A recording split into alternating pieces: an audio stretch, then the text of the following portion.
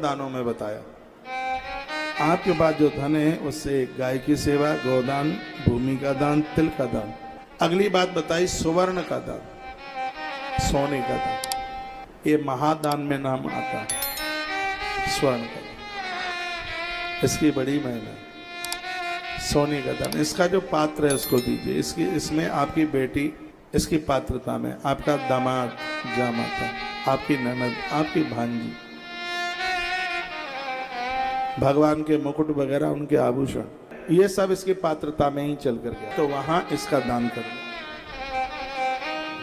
अगली बात बताई कि उसमें से में से घी, घृत, कई अखंड जोत जलवा दे, घृत के मिष्टान पकवान बना करके भोजन करा दे। घी को 12 दानों में लिया गया, शुद्ध देसी घी। और अगली बात बताई गई है वस्त्र, कपड़े लत्ते। आपके पास जो द्रव्य है पियर से मिला या पति से मिला, ये उसमें खर्च हो। धान्य, अन्न, गुड़, चांदी, नमक,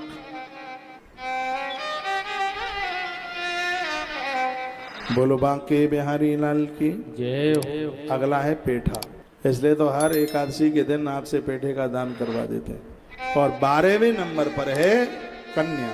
कन्या किसी गरीब की बेचारी को व्यवस्था नहीं है, उसके पास कुछ है नहीं, तो आपके पास जो पैसा है उसमें से कुछ अंश निकाल करके ऐसी जगह खर्च करें। यहाँ भगवान महादेव ने बड़ी अच्छी बात कही, कौन सी वस्तु का दान करने से आपको क्या मिल जाता है। तो धन धान्याध्यासतानाम दुरितानाम निवारणम जलस्न्यादिमिस्तानाम दुरितानाम तु गोजलई।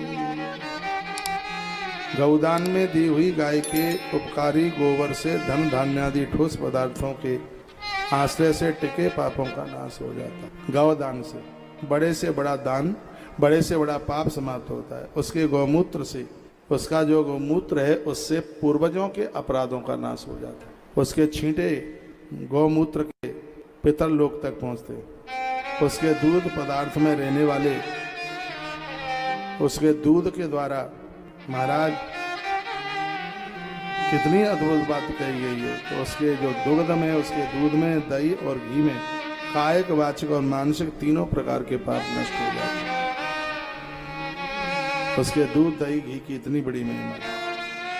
ऐसा बुद्धिमान पुरुष वही है जो मनुष्य शरीर धारण करके और ऐसा अद्भुत सौभाग्य उसने प्राप्त कर लिया। भूदानम तो प्रतिष्ठार्थ।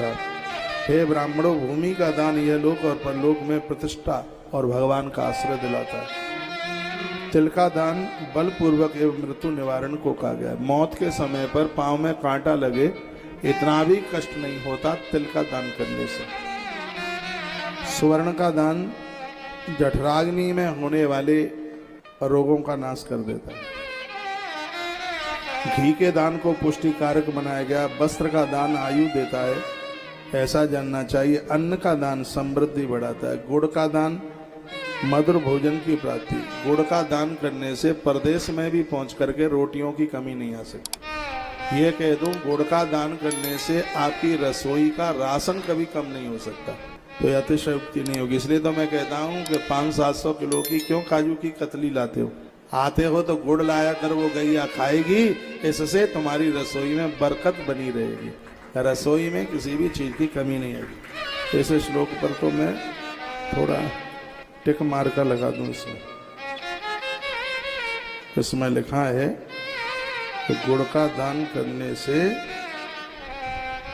रसोई में कमी नहीं आ सकती। ये लिख दिया मैंने, कर दिया। चांदी के दान से बच्चों को, परिवार को शक्ति बढ़ती है। नमक का दान करने से षड रस भोजन की प्राप्ति होती है। नमक का दान करने से मृत्यु के समय पर, ये 2 दान इतने अद्भुत है। एक है सैया दान। सैया का दान करने से बिस्तर पर प्राण नहीं निकलते। और नमक का दान करने से बच्चा और पति परदेश भी गया होगा तो मृत्यु के समय उस जीवात्मा के पास में होगा। उसको अपने बच्चों के द्वारा या अपने पति के द्वारा पार्थिव शरीर में अग्निदान होवे, ये सौभाग्य प्राप्त होता है। नमक का प्रभाव। नमक का दान भी 12 दानों में से एक है। विद्वान पुरुष कुष्मांड के दान को बड़ा विशेष मानते हैं, पेठे के दान को। ऐसे पौष्टिक वस्तुएं जो आपके लिए अनुकूल हैं, ऐसी वस्तुओं की प्राप्ति होती है।